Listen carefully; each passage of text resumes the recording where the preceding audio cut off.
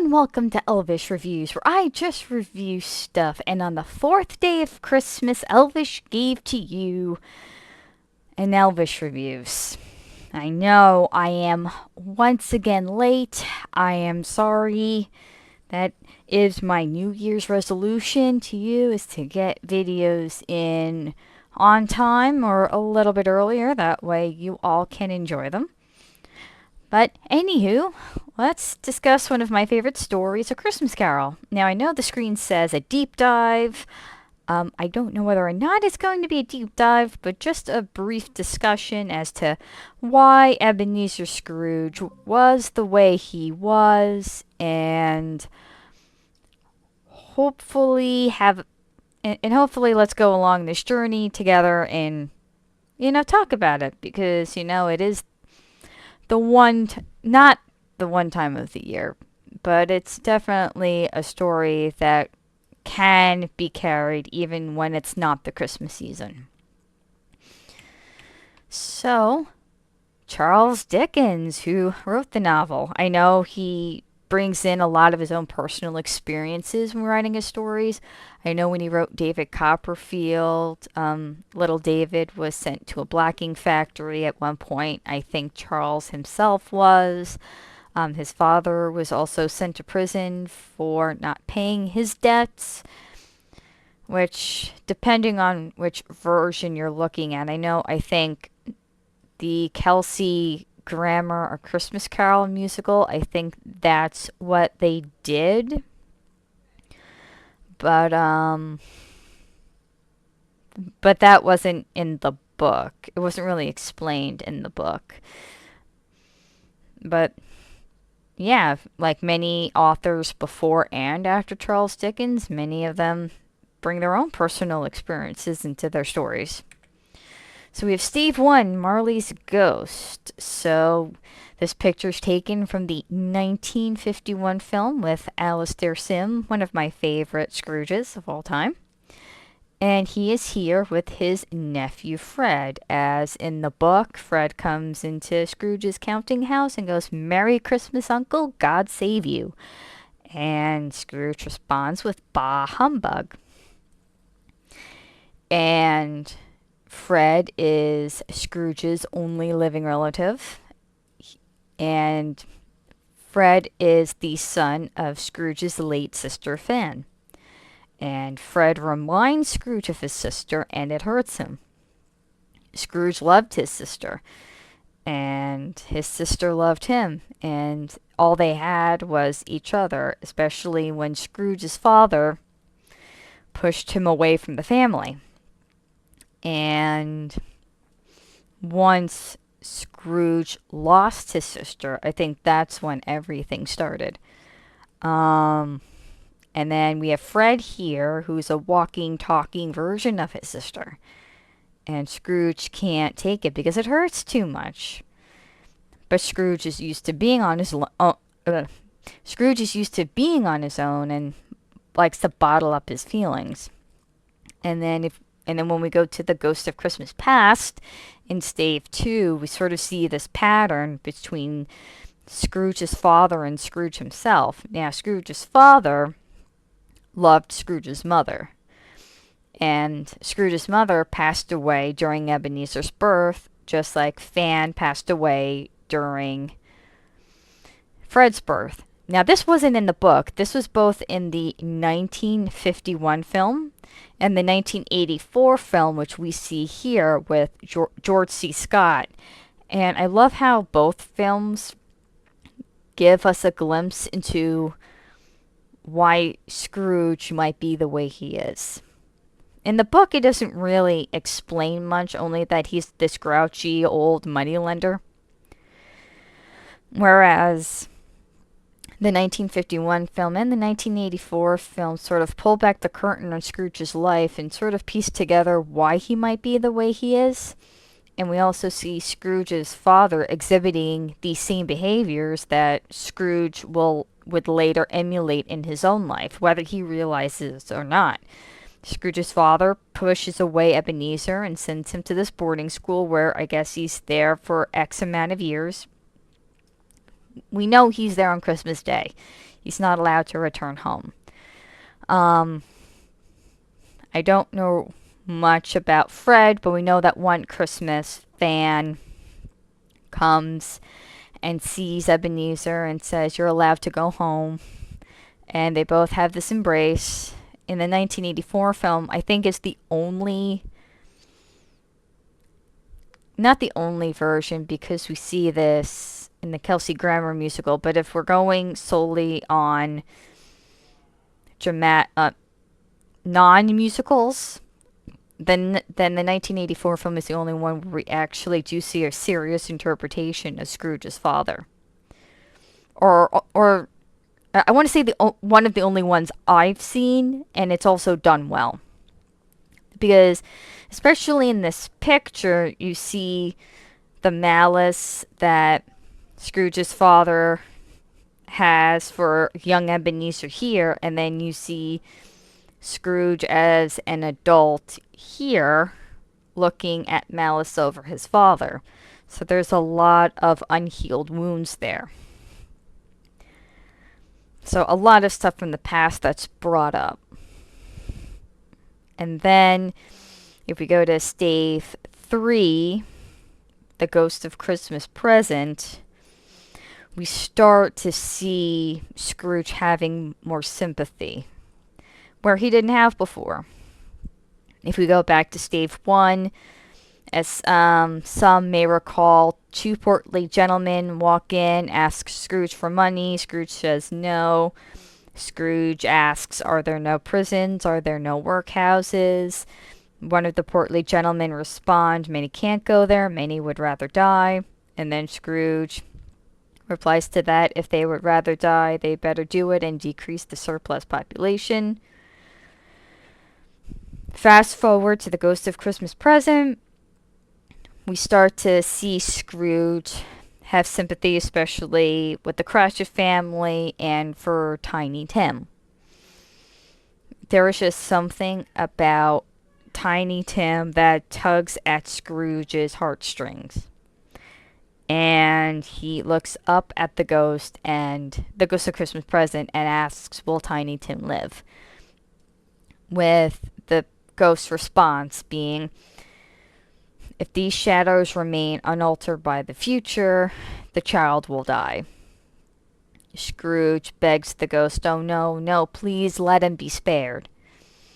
And the Ghost of Christmas Present repeats what Scrooge said earlier to the two portly gentlemen: if he would be like to die, he better do it and decrease the surplus population. So Scrooge in this moment starts to feel guilt and shame. And this is probably too where he starts to see the patterns of his behavior, especially looking back at the past and going and maybe thinking to himself, "Oh my gosh, I'm repeating the same behaviors my own father did to me, and now I'm doing to my nephew." And not only to my nephew, but the people around me too. Especially with people that wanted to be close to Scrooge, like Belle, or in the 1951 film, they changed her name from Belle to Alice.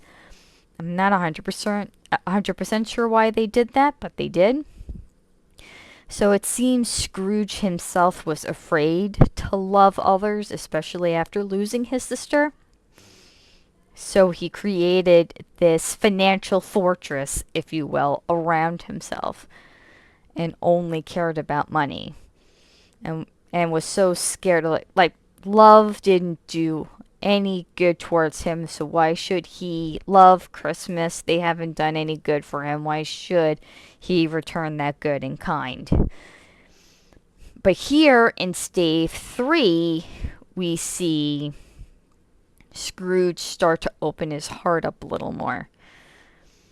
And then once we get to the final ghost, the Ghost of Christmas Yet to Come, which represents death and fear, Scrooge himself even says that he fears this spirit more than any specter, which is true because the future is the unknown. We don't know what's going to happen.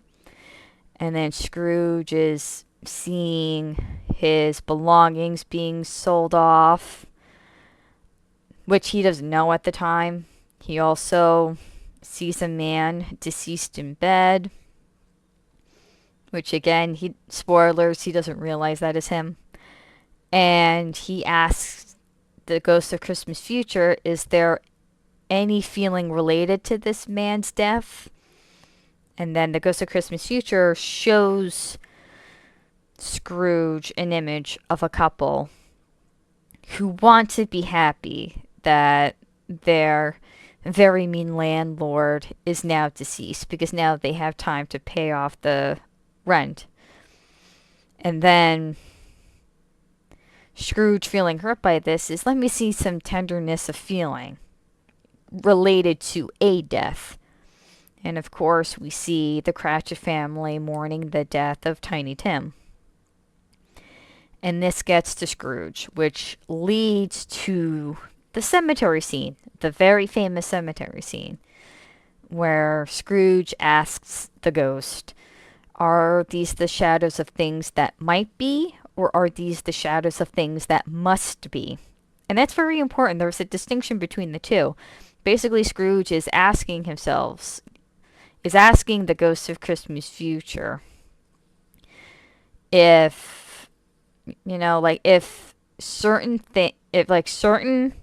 actions we do result in certain things, if we change those actions, will the future change? And the ghost of Christmas Future, not saying a word, just points at the gravestone, and Scrooge sees his name there. And pleads with the ghost to give him a second chance, that that all three spirits, past, present, and future, will strive within him. He won't shut out the lessons that they taught him, and that he will live it all the year long, not necessarily just Christmas Day. And so, feeling pity for Scrooge and realizing, this is a changed man, the ghost of Christmas Future gives Scrooge the opportunity to change the course of events for a brighter future, which is, the redemption arc, right? We all love a redemption arc. Like, look at another Christmas classic, It's a Wonderful Life, right? A man wishing he didn't exist, and then he sees a world of what that world would be like if he didn't exist, and then he's pleading with Clarence, I want to exist again, I want to exist again. And then he's redeemed, and, he embraces his family. And this is the same thing with A Christmas Carol, too, because we take life for granted. We as humans, it's just in our nature. Sometimes we take life for granted. I know I'm not a perfect human being, but what I try to do is be a better human being today than I was yesterday. So in a way, we all have this redemption arc. And, like going back to A Christmas Carol, right?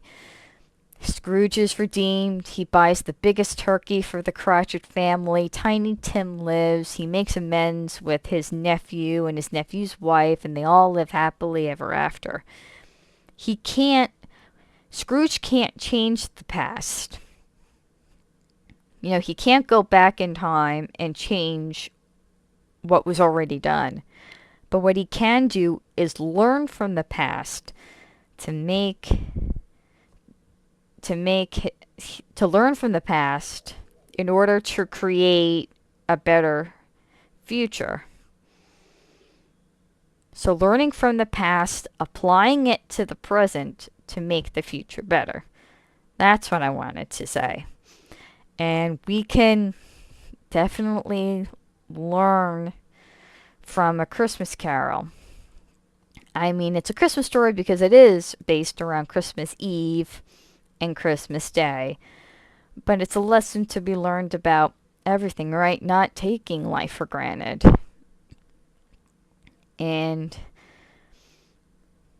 not just helping others, but living in the moment.